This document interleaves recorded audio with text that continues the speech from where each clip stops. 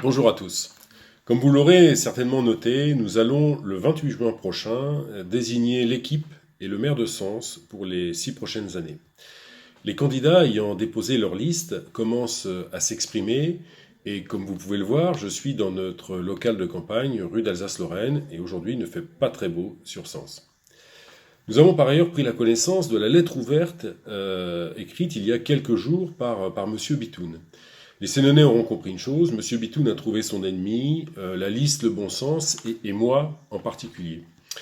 Je m'étonne de la violence verbale de cette lettre, qui n'est certes pas la première, puisque M. Bitoun nous avait qualifié précédemment de hyène, avec une violence qui, malheureusement, devient habituelle chez lui.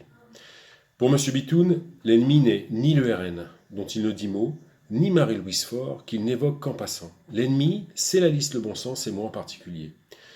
Une bienveillance affichée de M. Bitoun avec Mme Faure lors du précédent débat sur France 3 était déjà perceptible. Dans ces conditions, effectivement, un rapprochement semble compliqué. Nous le déplorons. Je le déplore. Nous le déplorons car il handicape sérieusement la possibilité d'un renouveau et donc la possibilité de vraiment changer les choses à Sens. Nous le déplorons d'autant plus que nous travaillons à ce renouveau depuis de nombreuses années, en travaillant un programme à la fois ambitieux et raisonnable, en regroupant largement les forces souhaitant ce renouveau. Michel Lepoix et Sandrine Flavius, qui nous rejoignent pour ce second tour, peuvent en témoigner, tout comme les autres membres de la liste Le Bon Sens qui travaillent dans les commissions thématiques non pas depuis quelques semaines, mais depuis de nombreuses années. Nous le déplorons, car la politique n'est pas pour nous un passe-temps, elle est un moyen vers un but, celui de l'intérêt général. Nous avons souhaité un rassemblement le plus large possible pour relever les défis auxquels font face les Sénonais. Désertification médicale, paupérisation, vie chère, désertification du centre-ville, transition énergétique, et nous déplorons que M. Bitoun ait refusé de participer à ce mouvement et persiste dans des attaques personnelles à mon encontre qui font fi à la fois de mes idées et de mon histoire.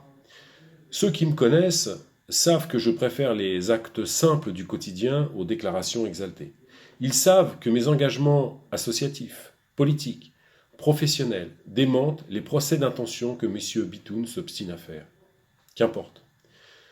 Nous souhaitions mettre au clair quelques éléments, mais contrairement à certains, nous gardons en tête l'essentiel.